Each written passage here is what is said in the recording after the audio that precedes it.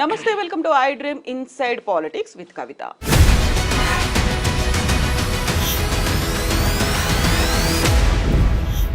ఎవరు అడ్డం వచ్చినా మూసి ప్రక్షాళన ఆగదు, చేసి తీరుతామంటూ సీఎం రేవంత్ రెడ్డి అనౌన్స్ చేశారు. పేదలంటే చిన్న చూపు ఎందుకు చూస్తున్నారు? అక్కడ బతుకు బాగుపడాలనేటువంటి ప్రయత్నం, మూసిని ప్రక్షాళన చేయాలనేటువంటి ఒక ఆలోచనని ఎందుకు అడ్డుకుంటున్నారు అనే ఒక ప్రశ్న వేస్తున్నారు సీఎం రేవంత్ రెడ్డి. అయితే ఎందుకని మూసి ప్రక్షాళన మీద తమ కన్సర్న్స్ ని వ్యక్తం చేస్తున్నారు? మనతో పాటుగా ఉన్నారు పొలిటికల్ అనలిస్ట్ ప్రకాష్ గారు. ప్రకాష్ గారు, నమస్కారం అండి. ఏంటి అసలు మీకు మూసి ప్రక్షాళనకి సంబంధించి ఉన్నటువంటి డౌట్లు, కన్సర్న్లు? అక్కడ మూసితో పాటుగా పేదల బతుకులు బాగుపడతాయి అంటే ఎందుకు అడ్డం చెప్తున్నారు మీరు? ఇప్పుడు అక్కడ పేదల బ్రతులకు వచ్చిన ఇబ్బంది ఏం లేదు. కొంత దుర్వాసన ఉండొచ్చు, కొంత దానివల్ల అంటువ్యాధులు ఇట్లాంటివి రావచ్చు, కానీ వాళ్ళైతే బతుకుతున్నారు అక్కడ. ఇప్పటి నుంచి కాదు, 60-70 ఏళ్ళ నుంచి బతుకుతున్నారు. వాళ్ళ జీవితంలో మార్పు రావాలని కోరుకుంటాము. వాళ్ళని అక్కడి నుంచి ఒక మంచి ప్రదేశానికి షిఫ్ట్ చేయాలని కూడా కోరుకుంటాం. కానీ రేవంత్ రెడ్డికి ఆ సంకల్పం లేదు, ఆ ఉద్దేశం లేదు. ఇది కేవలం ఏంటంటే రాష్ట్రంలో రగులుతున్న అశాంతి, అసంతృప్తి, రైతు బంధు ఇవ్వలేకపోవడము, రైతు భరోసా సగం మందికి ఇవ్వడము, వీటన్నిటి నుంచి ప్రజల దృష్టిని, ప్రతిపక్షాల దృష్టిని, మీడియా దృష్టిని మళ్లించడానికి పెట్టుకున్న కార్యక్రమం తప్ప ఆయనకి ఏ చిత్తశుద్ధి లేదు. ఉంటే కనుక దానికి రోడ్ మ్యాప్ ఉంటుంది. ఎట్లయితే టీఆర్ఎస్ గవర్నమెంట్ ఉన్నప్పుడు కేటీఆర్ గారు ఒక పద్ధతి ప్రకారంగా మురుగునీటిని ఆపడానికి ముందు బాగా స్టడీ చేసి, దానికి నాలాలు ఏవైతే మురుగునీటిని తీసుకొస్తున్నాయో ముందు మురుగునీటిని శుద్ధి చేయడము, మంచినీరు అందులో పారేటట్టు చేయడం అనేది మొదటి ప్రయారిటీ. గుడిసెలు గుల్లగొట్టడం కాదు, గుడిసెలను తీసేయడం కాదు. సైమల్టేనియస్గా బౌండరీస్ ఫిక్స్ చేయండి. నదికి బౌండరీస్ లేవు. తర్వాత పక్కన ఏదైతే ఆక్రమించుకొని కట్టుకున్న వాళ్ళు ఉన్నారో, పట్టా భూముల, లేకపోతే అవి ప్రభుత్వ భూముల, లేకపోతే నది బౌండరీలోకి వచ్చిన భూముల, ఇవన్నీ కూడా ఆయన పర్యవేక్షించి దాన్ని అంతా పరిశీలించమని చెప్పాడు. ఆ పని కానేలేదు. ఇప్పటివరకు కూడా ఏంటంటే అందరికీ పక్కన ఉన్నాయన్నీ ప్రభుత్వ భూములే అన్నట్టుగా టేక్ ఇట్ యాజ్ గ్రాంటెడ్గా తీసుకోవడం. ఫస్ట్ అసలు రెవెన్యూ వాళ్ళు, ఇరిగేషన్ వాళ్ళు ఫిక్స్ చేసిన బౌండరీ కరెక్టా కాదా అనేది కూడా పరిశీలించాలి. అది వాళ్ళు ఏదో గీత గీయంగానే ఇది కరెక్ట్ అని ఎట్లా అంటాం? రకరకాల ఒత్తిళ్ళు ఉంటాయి వాళ్ళ మీద. రెండవది ఏంటంటే ఆ బౌండరీ లోపల పట్టా భూములు అనేది కూడా పరిశీలించాలి కదా. పట్టా భూములలో 60-70 ఏళ్ళ నుంచి ఇల్లు కట్టుకున్న వాళ్ళని తొలగించే హక్కు నీకు ఎక్కడిది? మర్యాదగా రిక్వెస్ట్ చేయాలి, ల్యాండ్ అక్విజిషన్ ప్రొసీడింగ్స్ ఫాలో కావాలి. వాళ్ళ డబ్బులన్నీ పే చేసినాక కానీ వాళ్ళు ఎవిక్ట్ అవుతారు. ఆల్టర్నేట్ ఇండ్లు కట్టిస్తా అన్నావు, కట్టించి వాళ్ళని షిఫ్ట్ చేసిన తర్వాత కదా ఆ గుడిసెలు వాళ్ళందరినీ కూడా క్షేమంగా నువ్వు వాళ్ళ ఇష్టపూర్వకంగా ఉండడానికి ఒప్పుకుంటే వాళ్ళని షిఫ్ట్ చేసిన తర్వాత, ఒకవేళ వాళ్ళు అక్కడనే ఉంటామంటే వాళ్ళకి ఇల్లు కట్టించిన తర్వాత, మనం మొన్న చర్చలో అనుకున్నాం ఈ రేస్ కోర్స్ కానీ ఇట్లాంటివన్నీ ఉన్నాయి. వీటిలలో ఇప్పుడు నేను అదే మాట్లాడాడు, అవసరమైతే రేస్ కోర్సు భూములను కూడా వాళ్ళని వేరే కాడ షిఫ్ట్ చేస్తా అని మనం మాట్లాడుకున్న తర్వాత అవన్నీ చేయాలి కదమ్మా. అవి చేసి వాళ్ళకాడ ఇల్లు కట్టించిన తర్వాత వాళ్ళక్కడ షిఫ్ట్, గౌరవంగా వాళ్ళని అక్కడ షిఫ్ట్ చేయడానికి టైం పడుతుంది కదా. రాత్రి ఎట్లా షిఫ్ట్ చేస్తాడు? ఆడ ఇల్లే లేవు కదా. ఇంకా రేస్ కోర్సులో గుర్రాలు పరిగెత్తూనే ఉన్నాయి కదా. నిన్న ఆయన మాట్లాడే టైం వరకు ఆడ గుర్ర పందాలు జరుగుతూనే ఉన్నాయి కదా. అంటే ఈ హేస్టీనెస్, ఈ తొందర ఎందుకు వచ్చింది? ఏమన్నా వీటిని ఉద్ధరించడానికే పుట్టిండా రేవంత్ రెడ్డి? బ్రహ్మదేవుడు మూసి ప్రక్షాళన కోసమే నీకు జన్మనిస్తున్నా అని చెప్పిండా? ఇవన్నీ ఏంటంటే రాజకీయ ఎత్తుగడలు. ఆయనకు నిజంగానే సంకల్పం ఉంటే, చిత్తశుద్ధి ఉంటే ఒక యాక్షన్ ప్రోగ్రామ్ ప్రకటించాలి, రోడ్ మ్యాప్ ప్రకటించాలి. ఏ డేట్ లోపల వాళ్ళకు రిహాబిలిటేషన్ చేస్తావు, ఏ డేట్ లోపల మూసిలో మురికి నీరు రాకుండా శుద్ధి చేస్తావు. ఎవరిని హరాజ్ చేయడానికి రైట్ లేదు రేవంత్ రెడ్డి గారికి. ఆయన చీఫ్ మినిస్టరే తప్ప ఆయన నియంత కాదు. ఇవాళ నియంతలు లేరు. నియంతలాగా వ్యవహరిస్తే ప్రజలు తిరగబడతారు. ప్రతిపక్షాలు ప్రజలకు బాసడగా ఉంటాయి. వాళ్ళని విమర్శించే హక్కు నీకెక్కడిది? కాబట్టి ఏదైనా ప్రజలు నిన్ను ఎన్నుకున్నప్పుడు ఆ ప్రజల పట్ల కృతజ్ఞతాభావం నీకు ఉండాలి. హైదరాబాద్ ప్రజలు నీ కాంగ్రెస్ వాళ్ళని ఎన్నుకోనంత మాత్రాన వాళ్ళను ఈ రకంగా హింసిస్తా, వాళ్ళని ఇకంచి తరిమేస్తా అంటే ఎవరు ఊరుకోరు. ఇప్పుడు 7 లక్షల కోట్ల అప్పుని బీఆర్ఎస్ సర్కార్ చేసింది. ఇప్పుడు పేదల కోసం 5 నుంచి 10,000 కోట్లు ఖర్చు చేస్తాము అంటే ఎందుకు ఇంత బాధపడుతున్నారు? ఎందుకు అభ్యంతరాలు? ఖర్చు చేస్తానంటే ఎవరికి బాధ ఉండదమ్మా. ఇప్పుడు ఆయన ఏమైనా ఖర్చు చేయకుండా ఉంటాడా, అప్పులోకి పోకుండా ఉంటాడా? ఒకసారి ఆ వేగాన్ని మనం చూసినట్టయితే 1 ఇయర్ లోపల టీఆర్ఎస్ ప్రభుత్వం, అంటే 8 నెలలే, 8 నెలల లోపల టీఆర్ఎస్ ప్రభుత్వం ఎన్ని అప్పులు చేసింది? మొదటి 8 నెలల్లో రేవంత్ రెడ్డి ప్రభుత్వం ఎన్ని అప్పులు చేసింది? లెక్కలు తీస్తే వెళ్తాయి కదా. అప్పులు చేయడం కాదు, ఆయన సంపద పెంచాడు, నువ్వు ఎంత పెంచుతావో చెప్పు. ఆయన పెంచిన సంపద చాలా ఫాస్ట్గా అప్పులు తెరపడానికి ఉపయోగపడేది. ఆయన ఉన్న టైంలో కూడా కాళేశ్వరం అప్పునంతా కూడా తెరుపుకుంటూ వచ్చాడు. నీదేంది యాక్షన్ ప్రోగ్రామ్? అప్పు అందరు చేస్తారు, అన్ని ప్రభుత్వాలు చేస్తాయి. భారతదేశ వ్యాప్తంగా చూస్తే అప్పులు చేసిన జాబితాలో మనది కింది నుంచి ఉంటుంది, పైనుంచి ఉండదు. మనకంటే ఎక్కువ అప్పులు చేసిన ఆంధ్రప్రదేశ్ ఉంది. మన చుట్టూ ఉన్న రాష్ట్రాలన్నీ మనకంటే ఎక్కువనే అప్పులు చేశాయి. 26, 27 స్థానంలో ఉంటుంది తెలంగాణ ఎక్కువ అప్పులు చేసిన రాష్ట్రాలు. కేంద్ర ప్రభుత్వం కూడా మనల్ని మించిపోయింది. అప్పుల గురించి అసలు చర్చించే అవకాశమే లేదు. ఎవరైనా చేస్తారు అప్పులు. ఇలా ఎలన్ మాస్క్ నిన్న ఒక స్టేట్మెంట్ ఇచ్చాడు. అమెరికాలో అప్పులకు వడ్డీలు చెల్లించడానికి $1 ట్రిలియన్ అట వన్ ఇయర్లో. అంటే ఎటుపోతుంది అమెరికా ఆర్థిక వ్యవస్థ? 75% ఆదాయాన్ని వడ్డీల కింద అప్పుల కింద చెల్లిస్తున్నారట. ఎటుపోతుంది అమెరికా ఆర్థిక వ్యవస్థ? కుప్పగూలిపోతుందని చెప్పారు. మనకు ఆ దౌర్భాగ్యం లేదు, మనకు ఆ దరిద్రం లేదు. మనం అప్పులను చెల్లించే స్థితిలోనే ఉన్నాం. నేనేమంటున్నా రేవంత్ రెడ్డిని, 7 లక్షల కోట్లు కేసీఆర్ అప్పు చేశాడు కదా, నువ్వు ఇంకో 5 లక్షల కోట్లు చేయి. మేమేం వ్యతిరేకించాం, విమర్శించాం. కానీ నువ్వు సంపద పెంచు. అది తెచ్చినప్పుడు జాగ్రత్తగా ప్రొడక్టివ్ సెక్టర్లో పెట్టు. పెండింగ్ ప్రాజెక్టులను కంప్లీట్ చేయి. మేడిగడ్డను తొందరగా రిపేర్ చేయి. ఎందుకంటే సంపద పెంచేటి అవి. నువ్వు అనవసరంగా అప్పు అని బూచి చూపెట్టి ఒక అసమర్థంలాగా మిగిలిపోకు. రాష్ట్రం అప్పుల కుప్ప అయిందని నువ్వు అన్నందుకే కదా రియల్ ఎస్టేట్ పడిపోయింది, ఇవాళ గ్రోత్ ఆగిపోయింది, ఏ కొత్త కంపెనీ రాలేదు.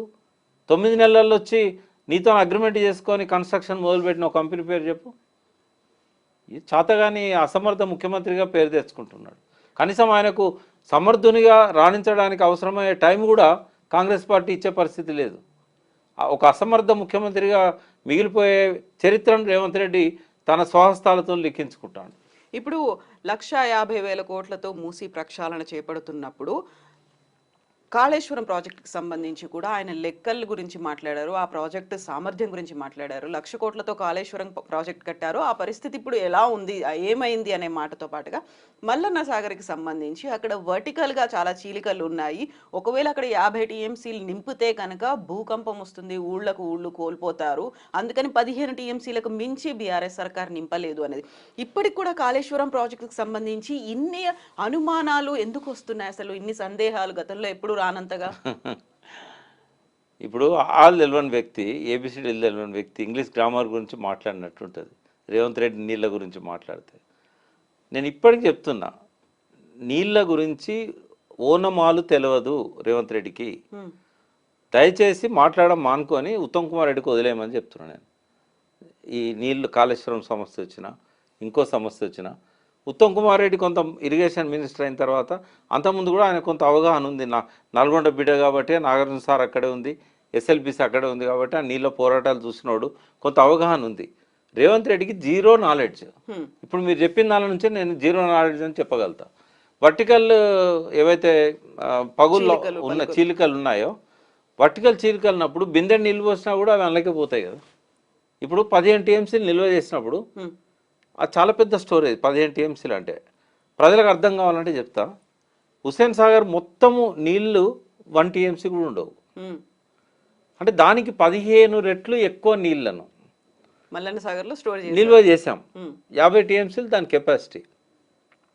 వర్టికల్ చీలికలు ఉంటే హుస్సేన్ సాగర్లో ఉన్న 1 టీఎంసీ నీళ్లు ఉన్నా కూడా అవి పోతాయా? పోవా లోపలికి? ఇంకిపోతాయి కదా. పోయినాయా మరి? అక్కడ 15 టీఎంసీలు ఎవ్రీడే లెక్కలు ఉంటాయి. మల్లన్న సాగర్ నింపడం మొదలుపెట్టి 4 సంవత్సరాలు అయింది. 4 సంవత్సరాల్లో ఎన్ని నీళ్లు కిందికి పోయినాయి, ఎన్ని నీళ్ళు ఎవాపరేట్ అయిపోయినాయి, ఇంజనీర్లను అడిగితే లెక్కలు చెప్తారు. మరి నువ్వు చెప్పేది కరెక్టే అయితే ఆధారాలు చూపెట్టు. ఆ నీళ్ళు అయితే ఉన్నాయి కదా అలా. రెండవది, 50 టీఎంసీలు ఎందుకు నింపలే, 15 టీఎంసీలు ఎందుకు నింపారు? నీళ్ళ గురించి కనీస పరిజ్ఞానం ఉన్న ఏ వ్యక్తికైనా దీనికి ఆన్సర్ తెలుసు. ఏదైనా ఒక బండ్ కట్టినప్పుడు అది రౌండ్ బండ్, జనరల్ చెరువులకైతే ఒక పక్క కట్టేస్తారు, వచ్చిన నీళ్ళు నిల్వ ఉంటాయి. మల్లన్న సాగర్ అట్లా కాదు. మల్లన్న సాగర్ కానీ కొండపోచమ్మ సాగర్ కానీ అది ఒక గంగాలంలాగా ఉంటుంది, రౌండ్. ఎందుకంటే అందులోకి నీళ్ళు ఏవైతే ఉన్నాయో వాగుల్లాగా వచ్చినాయి కాదు అవి. అది ఒక మధ్యలో కట్టిన స్ట్రక్చర్, అది నీళ్ళని స్టోర్ చేసుకోవడానికి. ఇంటిపైన ట్యాంక్ కడతాం కదా, అట్లా కట్టింది. అక్కడికి మనం లిఫ్ట్ చేసుకుంటూ వస్తాయి నీళ్ళు. ఓ పక్క నుంచి ఇటు అనంతసాగరు ఈ మన అక్కడ నుంచి ఏదైతే మిడ్ మానేర్ నుంచి అక్కడ నుంచి వచ్చే వాటర్ ఉంటుంది. అయితే ఈ వాటర్ అంతా కూడా అలా స్టోర్ చేయడం వల్ల అక్కడ ఎత్తైన ప్రాంతంలో ఉంది కాబట్టి అక్కడ నుంచి అన్ని దిక్కులకు గ్రావిటీతో పోతాయనే ఉద్దేశంతో అది కట్టారు. అయితే ఆ కట్ట హైట్ చాలా ఎక్కువ, 50 మీటర్ల కంటే ఎక్కువ ఉంటుంది. అయితే ఎప్పుడైతే వాటర్ నింపుతూ వస్తుంటామో అది స్టెబిలైజ్ అవుతూ ఉంటుంది, కొద్ది కొద్దిగా స్టెబిలైజ్ అవుతూ ఉంటుంది. ఎక్కడైనా లీకేజీలు ఉంటే మనకు తెలుస్తూ ఉంటాయి. అట్లాంటి లీకేజీలు మిడ్ మానేర్లో కూడా వచ్చినాయి. కాంగ్రెస్ గవర్నమెంట్ ఉన్నప్పుడే అది కొద్దిగా నింపుతూ ఉన్నప్పుడు మనకు ఆడ ఆ లీకేజెస్ కనబడ్డాయి. అయితే ఇప్పుడు ఇక్కడ కూడా ఆ కట్ట బండ్ ఉంటుంది కదా, ఇప్పుడు ఉదాహరణకు రోడ్డు మీద మనము డాంబర్ వేసినా ఇంకోటి వేసినా బుల్డోర్లతో తొక్కిస్తూ ఉంటాం. అవును, గట్టిగా అణిగి తొక్కి అక్కడ దానికి అణిగి తొక్కించడానికి. అయినా కూడా వర్షం పడ్డప్పుడు కొంత డాంబర్ కింది పోతూ ఉంటుంది. ఇక్కడ కూడా ఆ కట్టను స్ట్రెంథెన్ చేసే క్రమంలో స్లోగా గ్రాడ్యువల్గా నింపుతూ ఉంటాం. ఆడ 15 వర్టికల్ ఆయన చెప్పిన పగుళ్ళు ఉంటే 15 టీఎంసీలకు కూడా పగుళ్ళు లోపలికి నీళ్ళు పోవాలి, 1 టీఎంసీ ఉన్నా నీళ్ళు పోవాలి. ఆ 15 టీఎంసీలు కూడా ఒకసారి నింపలే కదా, గ్రాడ్యువల్గా నింపుకుంటూ వస్తారు అన్నట్టు. ఈ బండు కూడా 15 టీఎంసీ నుంచి 50 టీఎంసీలో పోయినప్పుడు చాలా హైట్కు నీళ్ళు పోతాయి కదా. ఆ పోయినప్పుడు బండు స్ట్రెంథెన్ అవుతుందా లేదా, ఎక్కడైనా లీకేజీలు ఉన్నాయా, ఎక్కడైనా సింక్ అవుతుందా, ఇది టెక్నికల్గా వాళ్ళు పరిశీలించడానికి గ్రాడ్యువల్గా నింపుతూ ఉంటారు. ఒకవేళ కేసీఆర్ గవర్నమెంట్ ఉంటే మొన్నటి మేడిగడ్డకు ఆ ప్రమాదం జరగపోయి ఉంటే ఇప్పటికే మేడిగడ్డ 50 టీఎంసీలు నింపేవాళ్ళు. ఆ క్రమంలోనే 15 టీఎంసీల దాకా వాళ్ళు నింపిన తర్వాతనే ఈ మేడిగడ్డ కుంగడము, తర్వాత ఆ సమ్మర్లో కాంగ్రెస్ గవర్నమెంట్ వచ్చినాక కూడా నీళ్ళని లిఫ్ట్ చేయకపోవడం ఇదంతా జరిగింది. వాళ్ళు కాఫర్ డ్యామ్ వేసి లిఫ్ట్ చేసి ఉంటే ఈ సమస్య ఉండకపోతుండే. దానికి అసలు సంబంధమే లేదు. ఒకవేళ లీకేజెస్ ఉన్నా లేకుంటే వర్టికల్ పగుళ్ళు ఉన్నా కూడా ఈ 4 ఏళ్లలో మనకు తెలిసేది. ఆ పగుళ్ళలో పోయిన నీళ్ళు ఎక్కడో ఒకడ బయటకు వస్తాయి కదా, మళ్ళీ ఏదో ఒక వాగులో పోతూ ఉంటాయి కదా డౌన్ స్ట్రీమ్లో. అది చాలా దాదాపు 1600 అడుగుల ఎత్తున ఉన్నది. అది అంత ఎత్తున ఉన్న మల్లన్న సాగర్ నుంచి వర్టికల్ పగుళ్ళు ఉంటే ఎక్కడో ఒక కింద వాగులలోకి వస్తూ ఉంటాయి నీళ్ళు. అట్లా ఎక్కడన్నా ఫ్లో ఉందా? అక్కడ తగ్గినట్టు లేదు, అలా నుంచి కిందికి వాగులలోకి వచ్చినట్టు లేదు. ఊళ్ళకు కొట్టుకుపోయే పరిస్థితి కూడా ఉంది కాబట్టి ఈ పాటికే కావాలి కదా. 4 ఏళ్ళ నుంచి నింపుతూనే ఉన్నాం కదా, లెక్కలనే కదా మల్లన్న సార్లు ఎప్పుడు నింపినాము, ఎప్పుడు మొదలు పెట్టినాము, ఊళ్ళకు ఎట్లా కొట్టుకుపోతాయి. అంటే కనీస పరిజ్ఞానం లేకుండా తప్పుదారి పట్టించే విధంగా మాట్లాడుతున్నాడు రేవంత్ రెడ్డి అనేది దీన్ని బట్టి అర్థమవుతుంది. రెండోది, మూసీకున్న కాళేశ్వరం సంబంధమే ఉందమ్మా. కాళేశ్వరం అనేది తెలంగాణకు జీవధార, ప్రాణధార. ఇవాళ కాళేశ్వరం వల్లనే కొన్ని లక్షల టన్నుల వడ్లు వండుతున్నాయి. ప్రతి ఊరికి నీటి సౌకర్యం ఏర్పడ్డది. కొన్ని వేల చెరువులను దాంతో నింపుతున్నారు. కొన్ని వందల బాగులలోకి నీళ్లు వదిలిపెడుతున్నారు. గోదావరిని మొత్తం 150 కిలోమీటర్లు సజీవంగా ఉంచింది కాళేశ్వరం.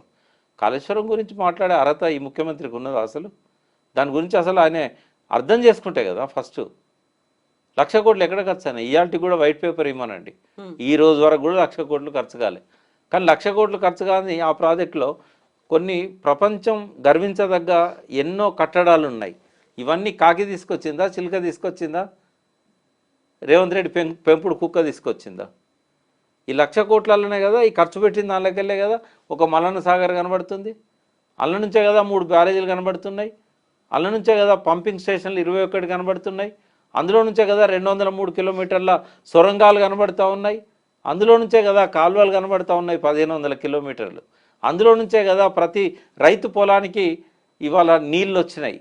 కొన్ని కొత్తగా ఆయకట్ట ఏదైతే రాబోతున్నదో అక్కడ ఏర్పాట్లు జరుగుతూ ఉన్నాయి. ప్రతి బియ్యం గింజ మీద కేసీఆర్ పేరు రాసి ఉంటుంది. ఎంత కాలమైనా ఎన్ని సంవత్సరాలైనా రేవంత్ రెడ్డి పేరు రాసి ఉంటుంది కాళేశ్వరం వడ్ల గింజల మీద. ప్రజల హృదయాల్లో ఉన్నది కాళేశ్వరం ప్రాజెక్టు. ఈయనకి దాని గురించి ఈక తెలియదు, తోక తెలియదు, ఏది పడితే అది మాట్లాడతాడు. కనీసం అలాంటి వాళ్ళతో డిస్కస్ చేసినా కూడా జ్ఞానోదయం అయ్యేది కదా. ఇంత చెప్తున్నారు మీరు కేసీఆర్ గురించి. నిన్న రేవంత్ రెడ్డి ఒక మాట అడిగారు, అసలు మొహం చెల్లట్లేదా కేసీఆర్కి, ఎక్కడున్నారు, బయటికి ఎందుకు రావట్లేదు అనేది. అది విఘ్నత, రాజకీయ నాయకులకు ఆ విఘ్నత ఉంటుంది. ఈయన రాజకీయ నాయకుడు కాదు కదా, షార్ట్కట్లో వచ్చిన వ్యక్తి. నేను అనేది ఏంటంటే ఎప్పుడైనా ఒక ప్రభుత్వానికి సమయం ఇవ్వాలి. వాళ్ళు తప్పులు చేస్తారా, ఉప్పులు చేస్తారా? ప్రజలు ఎన్నుకున్న ప్రభుత్వం రేవంత్ రెడ్డిది. రాగానే దూషణలు, విమర్శలు ఆ స్థాయి నాయకుడు చేసేది కాదు కదా. ఇప్పుడు అక్కడ కూడా కేంద్రంలో ప్రభుత్వాలు మారినప్పుడు మీ కాంగ్రెస్ అధ్యక్షురాలు మోడీని పట్టుకొని అమిత్ షాని పట్టుకొని తిట్టిందా? 1 year 2 years టైం ఇచ్చారు కదా. ఎక్కడైనా అంతే. అది ఆయన విఘ్నత. డిసెంబర్ దాకా నేనేం మాట్లాడన్నాడు, మాట్లాడాడు. 1 year అయిపోతుంది 1 year అయిపోతుంది. డిసెంబర్ తర్వాత ఆయన మాట్లాడతాడు. అయినా ఇప్పుడు ఆయన మాట్లాడినంత మాత్రాన రేవంత్ రెడ్డికి వచ్చే తిట్లు వస్తలేవా, లేకపోతే శాపనార్థాలు రావట్లేదా, ఆయన చేసే మంచి పనులను హైలైట్ చేయట్లేదా, చెడ్డ పనులను విమర్శించడం లేదా? హరీష్ను కేటీఆర్ సరిపోరా? రేవంత్ రెడ్డికి కేసీఆర్ దిగి రావాలా? కాకుండా ప్రజలు మిస్ అవ్వట్లేదా కేసీఆర్ని? నేను అనేది ఏంటంటే కేసీఆర్ రావాల్సిన సమయం రాలేదు ఇంకా. టైం వస్తుంది, ఆయన వచ్చే టైంలో ఆయన వస్తాడు. బట్ ఏ సమస్యనైనా వదిలేస్తున్నదా టీఆర్ఎస్ అని అంటే ఏ సమస్యను వదిలేయడం లేదు. స్పందించాల్సిన దానికంటే ఎక్కువ స్పందిస్తున్నారు. అంటే ఈయనకు ఒక లోపల ఆతృత ఉన్నది, కేసీఆర్ని కూడా తిట్టాలి, పట్టుకొని దులపాలి, బండకేసి కొట్టాలి. అవకాశం కేసీఆర్ ఇయ్యాడు. ఎందుకంటే ఆయన డిసెంబర్ లోపల వచ్చేదాకా ఈయన ఉంటాడో ఉండడో తెలియదు. రేపు 3 రాష్ట్రాలు ఎన్నికలు జరిగిన తర్వాత ఫుల్ స్టాప్ పడుతున్నది. ఏం చేస్తున్నారు? దించేస్తారు. ఎందుకలా? ఆయన చేసే పని ఏమున్నదమ్మా? హైదరాబాద్ మొత్తం కాంగ్రెస్ను బొంద పెట్టిండి. ఇప్పుడు ఇవాళకి వాళ్ళు ఎలక్షన్ పెడితే డిపాజిట్ రావు వాళ్ళకి ఎవరికి. జిహెచ్ఎంసీ ఎన్నికలు వస్తున్నాయి, హైదరాబాద్లో కాపాడుకోవాలనే చిత్తశుద్ధి లేకుండా మూసీ ప్రక్షాళన పేరుతో, హైడ్రా పేరుతోని మొత్తం ప్రజలలో ఒక శత్రువుగా మారిపోయింది కదా. ఒంటరిగా బొమ్మనండి, ప్రజలు కొడతారు పట్టుకొని. ఇప్పుడు హైడ్రాని తీసుకొచ్చినా లేకుంటే మూసీ ప్రక్షాళన చేసినా అది హైదరాబాద్ భవిష్యత్తు కోసమే, ఇక్కడ ప్రజల బాగు కోసమే అంటున్నారు. దాన్ని రిసీవ్ చేసుకోలేదా ప్రజలు? అసలు ఒకటి చట్టం అనేది ఉంటుంది, రెండవది రాజ్యాంగం అనేది ఉంటుంది, మూడవది దేనికైనా ఒక ముహూర్తం అనేది ఉంటుంది. ప్రజలకు ఏది ఇంపార్టెంట్? సుందరీకరణ అవసరం, ప్రజలకు మంచి జీవన విధానం అవసరం, 2 పూట్ల తిండి అవసరం, కట్టుకోవడానికి మంచి గుట్ట అవసరం, ఉండడానికి ఒక మంచి ఇల్లు అవసరం, మౌలిక సమస్యలను ఉపాధి అవసరం. మౌలిక సమస్యలను పక్కకు పెట్టి నువ్వు 1,50,000 కోట్లు ఉంటే అన్ఎంప్లాయిడ్ కోసం కొన్ని పబ్లిక్ సెక్టర్ ఇండస్ట్రీ స్టార్ట్ చేయవచ్చు కదా. నువ్వు మార్జినల్ మనీ పెడితే బ్యాంకులు లోన్ ఇస్తాయి కదా. ఎన్ని వేల మందికి ఉపాధి అవకాశాలు చూపెట్టవచ్చు 1,50,000 కోట్లతోని. ఏంది అసలు నీకుందా? నీకు ఏదన్నా ప్రయారిటీ అనేది ఉందా? లేకపోతే ప్రజల సమస్యల గురించి నీకు అవగాహన ఉందా? చేయాలనే చిత్తశుద్ధి ఉందా? ఇవాళ సుందరీకరణ ఎవరికి కావాలమ్మా? ఆకలితో ఉన్న వాళ్ళకు. వివేకానందుడు చెప్పాడు 19వ శతాబ్దంలో, ఆకలితో బాధపడేవాడికి కావాల్సింది రొట్టె కానీ సుభాషితాలు కాదు, హితబోధలు కాదు అని చెప్పాడు. ఎవడు కోరుకున్నాడు? ఎవడన్నా అడిగిండా మూసి సుందరీకరణ చేయమని? ప్రజాస్వామ్యంలో ప్రజలదే ఇంపార్టెంట్ రోల్. ప్రజలు అడగంది నువ్వు ఎందుకు చేస్తున్నావు? చేయాల్సిందే, కానీ ఫేజ్డ్ మేనర్లో చేయాలి. నదులు పరిశుభ్రంగా ఉండాలి, నదుల బౌండరీస్ని కాపాడుకోవాలి, ప్రజలకు నచ్చజెప్పి షిఫ్ట్ చేయాలి, వాళ్ళకి కావాల్సిన వెసులుబాటు కల్పించాలి. చట్టవిరుద్ధంగా కూలగొట్టే హక్కు నీకు లేదు. ఇవాళ మూసి ప్రక్షాళన పేరుతో మీరు టచ్ చేసే ప్రతి ఇల్లు కూడా 40-50 ఏళ్ళ కింద కట్టింది. ఎవడిచ్చాడు నీకు రైటు? అడ్వర్స్ రైట్స్ ఉన్నాయి ప్రజలకు, ఎలక్ట్రిసిటీ బిల్లులు ఉన్నాయి, ప్రభుత్వాలు ఇచ్చిన పట్టాలు ఉన్నాయి. నీ ఇష్టం వచ్చినట్టు బుల్డోజ్ చేయాలంటే నువ్వేమన్నా హిట్లర్వా, ముస్సోల్నివా? వాళ్ళనే కాలగర్భంలో కలిపేశారు. అన్ని మంచి పనులు చేసిన కేసీఆర్నే అడగకుండా చేసిండు కదా. దాన్ని స్వీకరించక ప్రజలు తిరస్కరించారు. నిన్ను నెత్తిన పెట్టుకుంటారా? 15 ఏళ్ల పాటు ముఖ్యమంత్రిగా ఉండాలన్న వాడి లక్షణాలు ఇట్లే ఉంటాయా? ఓ థింక్ ట్యాంక్ లేదు, ఆయన ఎవరిని అడగడు, ఎవరు చెప్పేటోడు లేడు, ఇష్టం వచ్చినట్టు పాలన చేస్తున్నాడు. ఏ ఒక్క రంగంలో కూడా ఆయన ముద్ర అంటూ ఇప్పటి వరకు మిగలలేదమ్మా. ఆ స్కిల్ యూనివర్సిటీ అని ఏదైతే అనౌన్స్ చేసిండో ఐ అప్రిషియేట్ ఇట్. 1-2 అట్లాంటి మంచి పనులు చేసిండు, కానీ ఇంకా అవి గ్రౌండింగ్ కాలేదు. బట్ ఆయన మంచి పాలన అందిస్తే 15 ఏళ్ళు కాదు 20 ఏళ్ళు ఉంటాడు. కానీ జైరాబాద్ బోర్డు పెట్టుకొని భువనగిరి దిక్కు బస్సు పోతున్నది. ఎన్నటికీ ఆయన గమ్యస్థానాన్ని చేరుకోలేడు. కేసీఆర్ గారు కనీసం డిసెంబర్లో బయటకు వచ్చే నాటికి కూడా రేవంత్ రెడ్డి ఉంటాడా లేడా అనేది నేను చెప్పలేను. అయితే మీరు ఇప్పుడు ఒక్క మంచి పని చేయలేదు అంటున్నారు నియామకాలకు సంబంధించి. ఇప్పుడు 64,000 ఉద్యోగాలని మేము నియమించాము. నోటిఫికేషన్ ఎవరు ఇచ్చారు? గవర్నమెంట్ అనేది ఒక ప్రాసెస్. ఇప్పుడు గవర్నమెంట్ ప్రాసెస్, అది ప్రాసెస్లో నోటిఫికేషన్ ఇచ్చింది ఏ పీరియడ్లో? జనార్దన్ రెడ్డి గారు పబ్లిక్ సర్వీస్ కమిషన్ చైర్మన్గా ఉన్నప్పుడు. మహేందర్ రెడ్డి గారు వచ్చినాక ఇచ్చిన నోటిఫికేషన్లో ఉద్యోగాలు ఇప్పటివరకు ఎవరికి ఇవ్వలే. ఒకవేళ పాత నోటిఫికేషన్ ప్రకారం ఇచ్చిన ఉద్యోగాలకు ఆ క్రెడిట్ పాత ప్రభుత్వానికి వస్తుంది తప్ప కొత్త ప్రభుత్వానికి రాదు.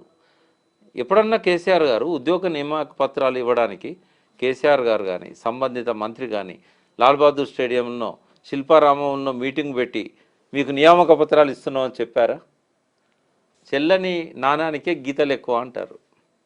తను చేసింది కాదు, పెట్టింది కాదు. ఆ ఎగ్జామ్స్ కండక్ట్ అయింది కానీ ఆ నోటిఫికేషన్లు ఇచ్చింది కానీ బీఆర్ఎస్ ప్రభుత్వం.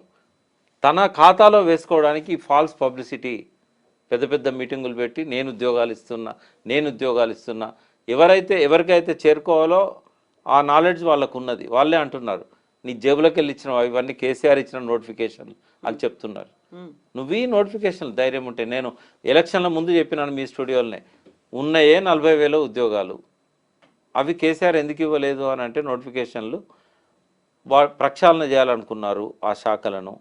రెవెన్యూలో ప్రక్షాళన చేస్తే విఆర్ఓలు అందరినీ పక్కకు పెట్టి వాళ్ళని వేరే డిపార్ట్మెంట్లలోకి ఎట్లయితే అబ్జర్వ్ చేశాడో ఈ 40,000 వేకెన్సీలను కూడా అట్లే వేరే డిపార్ట్మెంట్లలో ఫిలప్ చేయడానికి పెట్టుకున్నాడు తప్ప ఈ డిపార్ట్మెంట్లలో ఆ పోస్టులు అవసరం లేదనేది ఆయన భావన.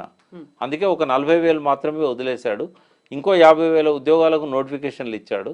అవి రాబోయే కాలంలో ఏ ప్రభుత్వం వచ్చినా కూడా అమలు చేస్తుందని ఎన్నికలకు ముందు నేను చెప్పాను. అదే జరుగుతున్నది. ఇవి రేవంత్ రెడ్డి క్రియేట్ కాదు ఈ ఉద్యోగ నియామకాలు. ప్రకాష్ గారు, ఇప్పటికి మీరు 2 సార్లు అన్నారు డిసెంబర్ నాటికి రేవంత్ రెడ్డి ఉండడు అనేది. రేవంత్ రెడ్డి మాత్రమే సీఎంగా ఉండడా, లేకుంటే ఈ ప్రభుత్వమే ఉండదా? ఏం జరుగుతుంది అంటున్నారు మీరు? రేవంత్ రెడ్డి ఉండడని నేను అనుకుంటున్నా. ఎందుకు అంటే కాంగ్రెస్ ప్రభుత్వం ఉంటుంది, దించేది కూడా కాంగ్రెస్ అగ్ర నాయకులే. ఎందుకు నాకు బలమైన అధిష్టానం బలమైన అభిప్రాయం ఎందుకు వచ్చింది అంటే, పార్టీని బలోపేతం చేసే దిశలో కాకుండా ప్రజలల్లో కాంగ్రెస్ పార్టీని చులకన చేసే దిక్కుగా ఆయన ప్రయత్నాలు ఉన్నాయనేది, ఆయన పాలనా పద్ధతులు ఉన్నాయనేది. ఒక్క బలహీనత అధిష్టానానికి ఏముందంటే, వరుసగా ఎలక్షన్లు వస్తున్నాయి. మొన్న హర్యానా జమ్మూ కాశ్మీర్ ఎన్నికలు వచ్చినాయి. ఇప్పుడు వచ్చేటి మహారాష్ట్ర, ఢిల్లీ, ఇంకొక స్టేట్ ఏదో వస్తున్నది జార్ఖండ్. ప్రతి ఎన్నికలలో వాళ్ళకి డబ్బు కావాలి. ఆ డబ్బు కావాలంటే ఇంతకుముందు కర్ణాటక కూడా సపోర్ట్ ఉండేది. ఇప్పుడు అక్కడ డీకే శివకుమార్, సిద్ధరామయ్య గొడవలల్లో ఆడవాళ్ళు పంపే పరిస్థితి లేదు. డీకే శివకుమార్ కాంగ్రెస్ ఒకవేళ ఆయన ముఖ్యమంత్రి చేస్తే ఉంటాడు, లేకుంటే ఆయన బీజేపీలో పోయే పరిస్థితి ఉన్నది. అక్కడ వాళ్ళు అడిగేటట్లేదు. ఉన్న పెద్ద రాష్ట్రం తెలంగాణ, ఉన్న ఒక్క దిక్కు రేవంత్ రెడ్డి. ఆ డబ్బు కోసం ఆయనను కాపాడుకుంటారు. ఎంతకాలం ఆయన డబ్బు పంపిస్తే అంతకాలం ఉండగలుగుతాడు. ఒకవేళ ఈ 3 రాష్ట్రాలు ఎన్నికలైనాక ఇమ్మీడియట్ ఎన్నికలు ఏం లేవు కాబట్టి వాళ్ళు మార్చే అవకాశం కూడా ఉండొచ్చు. ఎందుకంటే వాళ్ళకు లాయల్గా ఉండే ముఖ్యమంత్రి ఉత్తమ్ కుమార్ రెడ్డి, ఈయనేమో చంద్రబాబు గారితో సన్నిహితంగా ఉంటాడు. ఇటు తెలంగాణ ఇంట్రెస్ట్లు కాపాడడం లేదు. ఇవాళ మనం చూసాం పేపర్లలో, రాయలసీమ ఎత్తిపోతల పథకం పెట్టి రాత్రింబవళ్ళు పనులు చేసుకుంటూ 5 సొరంగాలు తవ్వి కృష్ణానది మొత్తాన్ని రాయలసీమకు మలుపుకొని పోయే కుట్ర జగన్ మొదలుపెట్టి చంద్రబాబు నాయుడు సజావుగా నడిపిస్తూ ఉంటే, ఇప్పటి వరకు నోట్లోకి వెళ్ళి ఒక్కనాడు కూడా ఆ ప్రాజెక్టు గురించి మాట్లాడలేదు రేవంత్ రెడ్డి. ఈయన తెలంగాణ ప్రజల ప్రయోజనాలు కాపాడతాడా? సరే, డబ్బులు ఇచ్చిన రోజులు వాళ్ళు ఉంచుతారు కావచ్చు, కానీ ఇక్కడ ప్రజల అసహనం, ప్రజల వ్యతిరేకత, ఈ ప్రక్షాళన పేరుతో జరుగుతున్న డ్రామాలు, ఇవన్నీ వాళ్ళకి ఎక్కలేవా?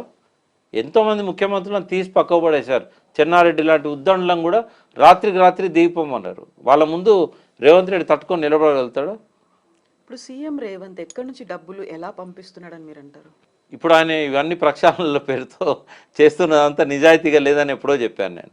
హైడ్రా రాత్రి ఎన్కన్వెన్షన్ గులొట్టడం వెనుక పెట్టుబడిదారులను భయభ్రాంతులను చేశాడు, బిల్డర్స్ను భయభ్రాంతులను చేశాడు.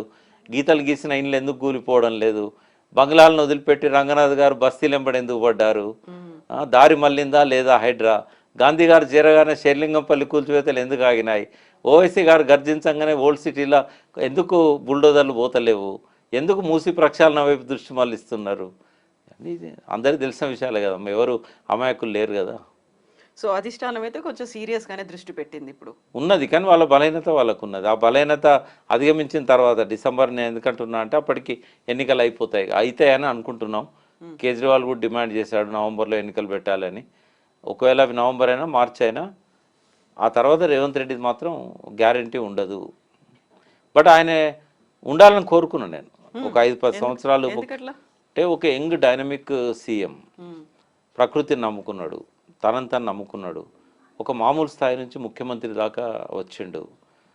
ఈ ఏజ్లో అటువంటి అవకాశం చాలా తక్కువ మందికి వస్తుంది. సో ఆయన ఒక మాట అన్నాడు ఒక ఇంటర్వ్యూలో, నేను అవసరానికి తగ్గట్టుగా ఎదిగే మనస్తత్వం, వ్యక్తిత్వం ఉన్నవాడిని అని. నమ్మిన నేను నిజంగానే ఎదుగుతాడేమో. బట్ ఆయన జెడ్పీటీసీ నుంచి ఎమ్మెల్యేగా, ఎంపీగా ఎదగడం వేరు, ముఖ్యమంత్రిగా రాష్ట్ర సమస్యలను హ్యాండిల్ చేయడం వేరు. బట్ చాలా ఛాలెంజెస్ ఏ ముఖ్యమంత్రికి ఎదురుగానన్ని ఛాలెంజెస్ రేవంత్ రెడ్డికి ఎదురైనాయి. ఇంటర్నల్గా ఎదురైనాయి, ఎక్స్టర్నల్గా ఎదురైనాయి. ఒక పక్కన ఆర్థిక సమస్యలు, ఖజానాలో ఇప్పుడున్న గ్రోత్ను ఇదే విధంగా కొనసాగించడానికి కూడా డబ్బులు లేని పరిస్థితి. ఆయనేమో అలవిగాని వాగ్దానాలు హామీలు చేశాడు. హామీలు చేసే రోజు ఆర్థిక పరిస్థితి ఏందనేది ఆయన ఆలోచించలేదు. ఆయన కోటే ఆలోచించాడు. ప్రజలు గొర్రెలు, ఇప్పుడు నేను హామీలు ఇస్తే నమ్ముతారు, రేపు నేను ఇవ్వకపోయినా కూడా ఏం చేయరు. ఇదే మాట ఆయన ఎలక్షన్ల ముందు కూడా అమెరికాలో చెప్పాడు. సరే, అవసరానికి తగ్గట్టుగా ఎదిగే మనస్తత్వం, వ్యక్తిత్వం ఉందంటాడు కదా, నిజంగానే ఎదుగుతాడేమో అని అనుకున్నాం. అన్ని రంగాలలో విఫలమైండు. ఏ రంగాన్ని కూడా ఇవాళ కనీసం నాది విధానం అని చెప్పలేకపోయిండు. అంటే కనీసం ఇప్పటిదాకా ఏం చేయకపోయినా పర్లేదు, భవిష్యత్తులో ఇది చేస్తానని కూడా చెప్పలేకపోయిండు. ఇచ్చిన హామీలు ఘోరంగా విఫలమైండు. హామీలను తూట్లు పడవడానికి 30 రకాలుగా రైతుల వీళ్ళు ఎలిజిబుల్ కారు అని చెప్పడానికి అడ్డమైన నిబంధనలన్నీ పెట్టాడు. నువ్వు అప్పు మాఫీ చేస్తున్నా అన్నప్పుడు రైతులు ఏమనుకుంటారు? మా అందరి అప్పులు మాఫీ అవుతాయి అనుకుంటారు. కానీ 31 నిబంధనలు పెట్టి ఇళ్ళ నువ్వు ఫిట్ అవుతలేవు, ఇళ్ళ నువ్వు ఫిట్ అవుతలేవు, నీ భర్త అప్పు మాఫీ చేసినా నీ భార్య చేయను, ఇవన్నీ ఏంటి అమ్మ? ఇవన్నీ అంటే తప్పించుకోవడానికి కావాల్సిన ఎత్తుగడలు కాదా ఇవన్నీ? నువ్వు ఏ విషయంలో సక్సెస్ అయినావో చెప్పు. రేవంత్ రెడ్డిని అడుగుతున్నాను, ఏ విషయంలో నువ్వు సక్సెస్ అయినావు? ఉద్యోగాలు అన్నారు, అవి ఆయన ఇచ్చిన నోటిఫికేషన్లు. కొత్త ఉద్యోగాలు ఏమైనా క్రియేట్ చేశాడా? ఒక 5,000 టీచర్ పోస్టులు అదనంగా క్రియేట్ చేసిండు. కేసీఆర్ గారు ఉన్నా చేసేవాడు, అది అవసరం కాబట్టి. ఒక విధానం లేదు, ఓ రోడ్ మ్యాప్ లేదు, ఓ థింక్ ట్యాంక్ లేదు, చేస్తున్నది కరెక్టే కాదా ఎవాల్యుయేషన్ లేదు, ఏ అధికారి సహకరిస్తలేడు, ఏ మంత్రి సహకరిస్తలేడు, ఎవరి కుంపటి వాళ్ళు పెట్టుకున్నారు, ఒక సమగ్రమైన అవగాహన లేదు పాలన మీద. చేసే పనులకు కూడా డైవర్షన్ పాలిటిక్స్. వీళ్ళకి అందరికీ తెనాలి రామకృష్ణుడే ఆదర్శం అయిపోయాడు. ఆయన ఫోటో పెట్టుకోవాలి, చిన్న గీతను ఒక గీతను చెరపకుండా టచ్ చేయకుండా చిన్నగా చేయాలంటే పక్కన పెద్ద గీత గీయాలి. ఎంతకాలం ఉంటాయి డైవర్షన్ పాలిటిక్స్? అల్టిమేట్గా ప్రజలు చూసేది ఏంది? మా దైనందిన జీవితంలో మా సమస్యలు పరిష్కరిస్తున్నాడా లేదా, మాకు జీవితం మీద ఒక హోప్ని ఇస్తున్నాడా లేదా? తేజాబ్ దాగి మళ్ళీ అవసరాలు చనిపోతున్నారు, చీరలతోని మళ్ళీ ఉరిపెట్టుకుంటున్నారు పద్మశాలీలు, రైతులు మళ్ళీ ఆత్మహత్యల పాలవుతున్నారు. నువ్వు ఏం కౌలుదారులను ఆదుకుంటున్నావు? ఏం చేసినావు కౌలుదారుల కోసం వచ్చిన తర్వాత 9 నెలల్లో? ఇప్పుడు ఆత్మహత్యలు చేసుకున్న వాళ్ళు ఎక్కువ మంది వాళ్ళే ఉన్నారు. తేడా ఏముంది?